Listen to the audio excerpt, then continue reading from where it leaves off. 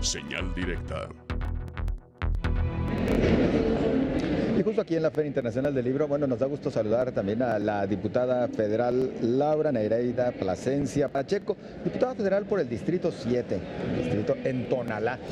Pues gracias por acompañarnos, diputada. Al contrario, José, gracias por el espacio. Se acaba de aprobar una ley de seguridad interna, genera muchas inquietudes, hay quienes manifiestan enorme oposición el que se legalice la actividad, si se puede utilizar este término así, del ejército para fines de seguridad interna. Así es. ¿Cuál es su opinión y cuál es la justificación para sacar una ley como esta que, insisto, vuelve a dividir opiniones? Mira, la opinión en materia de seguridad siempre va a estar dividida porque hay una realidad que no hemos podido erradicar. Las actuaciones de los policías municipales y policías estatales.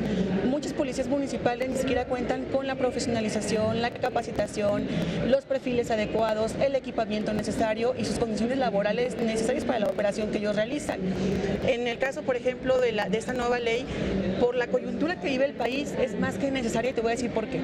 Tenemos ya 11 años donde las policías federales, junto con el Ejército, la Marina, la Fuerza Armada, se encuentran en las calles realizando labores de seguridad, labores que constitucionalmente le corresponden a los estados y a la federación.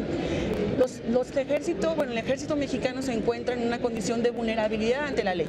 Su función no es el cuidado de la seguridad interna, su función está otra y está prácticamente determinada en la Constitución. ¿Por qué tenemos durante estos años a los cuerpos o elementos del ejército en diferentes estados y municipios? Precisamente por el combate, la contención y poder garantizar la seguridad y la paz social para la población. Hay municipios en donde el ejército ha actuado de manera eficiente, de manera diligente, han logrado capturas importantes, pero principalmente el poder garantizar la seguridad de todas las ciudadanas y de los ciudadanos. El ejército no puede estar en las calles sin las condiciones necesarias legales y jurídicas para sus actuaciones. Recordemos que durante el pasado sexenio tuvimos muchas quejas de derechos humanos precisamente por las actuaciones de los cuerpos o elementos del ejército mexicano porque estaban fuera de la ley.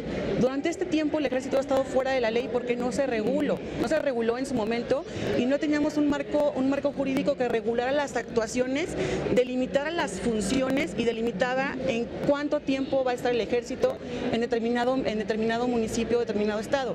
¿Qué pasa con esta nueva ley? No solo puede ser aparte o petición de parte tanto del municipio como del estado o porque la federación así lo decida, en este caso el Ejecutivo Federal, por los índices de criminalidad o por garantizar la paz social y la seguridad de las mexicanas y de los mexicanos. Se determina el tiempo que va a estar los elementos del ejército en dicho municipio, que es por un año. Por un año únicamente para realizar los trabajos de seguridad interna, que nada tienen que ver con la ley de seguridad pública, porque seguridad pública es la que regula actuaciones tanto del Estado como de los municipios en materia de seguridad, que son cosas muy diferentes. Obviamente lo que aspiramos las mexicanas y los mexicanos es no tener la necesidad de que el ejército se encuentre en un territorio determinado.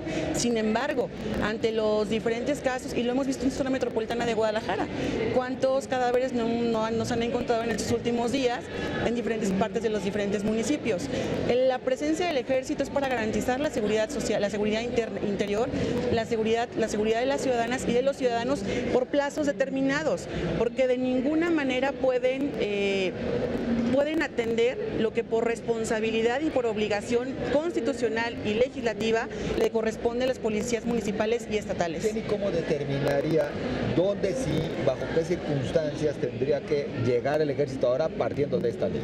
En primer lugar es por petición de parte tanto del municipio como de los estados. Cuando no es petición de parte es por una situación que pueda generar una amenaza a la seguridad interior del dicho municipio o de dicho estado. Y la federación es quien determina, en este caso el Ejecutivo Federal. Lo que se tiene también contemplado en esta ley son los plazos que va a estar.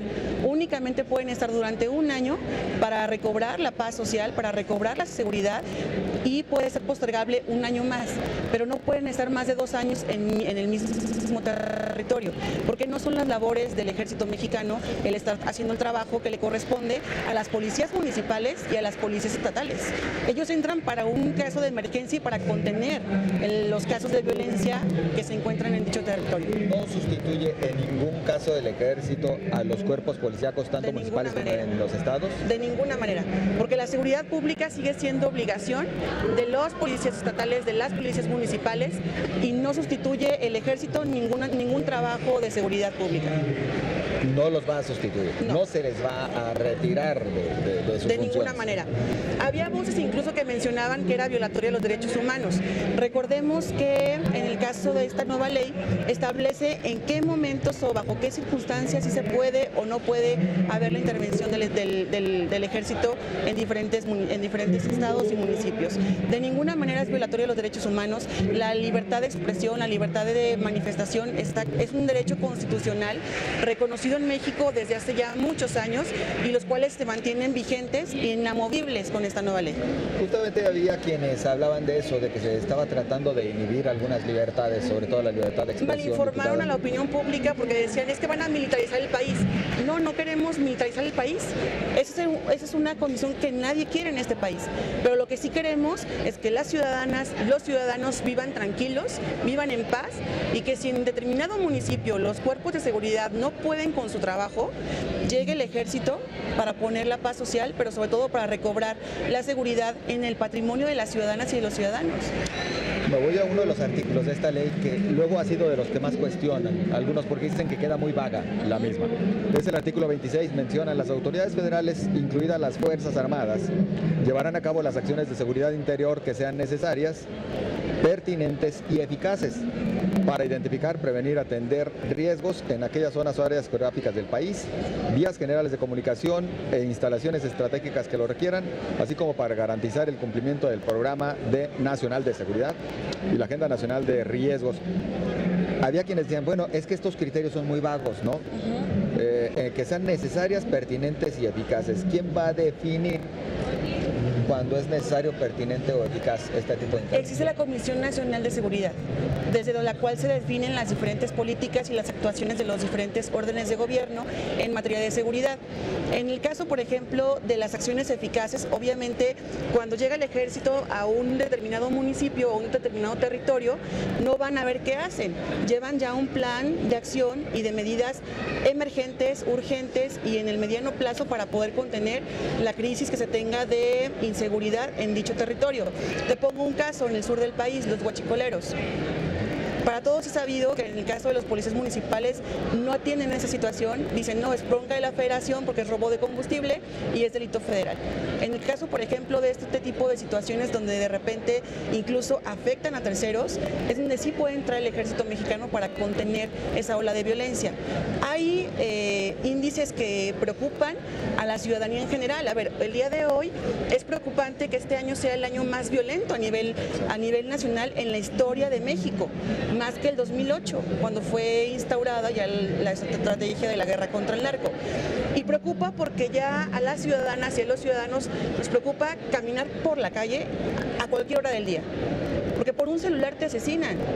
Por robarte un celular te asesinan. Nos preocupa porque el robo de vehículos se ha incrementado en una escala importante a nivel nacional.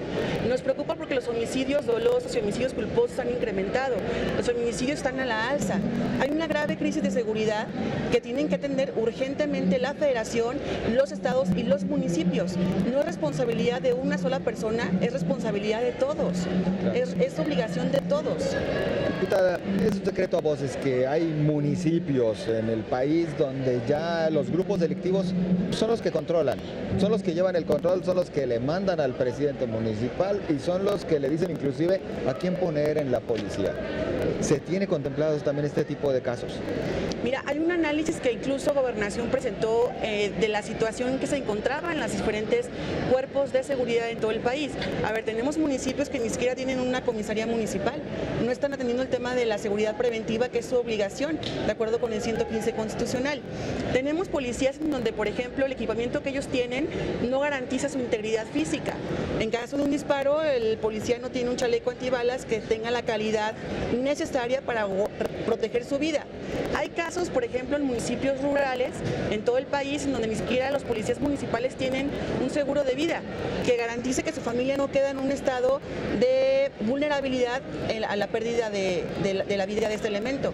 Primero, yo creo que lo urgente, y lo han dicho ya personas especializadas o expertas en materia de seguridad, la profesionalización es urgente, la capacitación es urgente, pero también el equipamiento es urgente. Garantizar las condiciones laborales de las y los policías municipales es apremiante en todo el país, y eso no corresponde a la federación. Eso es responsabilidad de los municipios, en el caso de la policía municipal, y es responsabilidad de los estados, en el caso de los policías del estado. Diputada, bueno, el tiempo se nos está viniendo encima y nada más hemos platicado de este tema, pero vaya que es uno de los más importantes en este momento debate en los y que más próximos inquietan años al ciudadano. y en los próximos meses. Se va a debatir mucho. Así es. Tiene temporalidad esta ley, ¿verdad? Es decir, la incursión del ejército en estas acciones sí debe necesariamente tener caducidad y después es máximo regresar. 2 años. La ley establece que es por 1 año las actuaciones del ejército en dicho territorio, y que a petición del presidente municipal o del gobernador en turno se puede dar 1 año más para actuaciones del ejército, pero no más de 2 años. El ejército no puede estar en ese mismo territorio más de 2 años, porque además el ejército tiene otras facultades.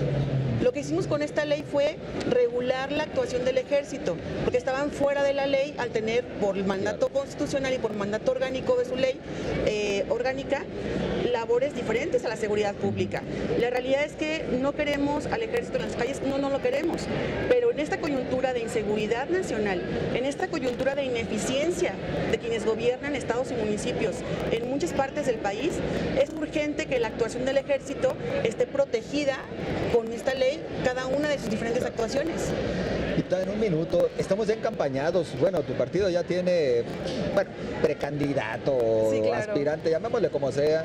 Y bueno, y también ya viene mucha actividad en esta materia y sobre todo con intervención de las mujeres. En un minuto, ¿qué nos puedes decir, diputada, de qué se puede esperar en torno a este proceso, sobre todo para ustedes, las mujeres especializadas en política? Pues mira, en primer lugar, que la democracia paritaria llegó para quedarse, no solo para cargos de diputados federales, locales, sino también para presidentas municipales. Recordemos que, de acuerdo con los lineamientos que aprobó el INE y el IEPC, en el caso del INE para diputadas federales y para senadurías, y en el caso, por ejemplo, del IEPC en Jalisco, vamos a tener 50% de síndicas municipales de manera obligatoria. Todos los partidos políticos deberán de integrar su lista de esa forma, pero también vamos a tener 50% de presidentas municipales. Lo que viene en los próximos meses habrá de ser la selección de los mejores cuadros políticos de cada partido para que contiendan en mejores condiciones. Diputada Laura Plasencia, muchas gracias. Al contrario, gracias por el espacio. Muchas gracias. Continuamos enseguida, no se vaya.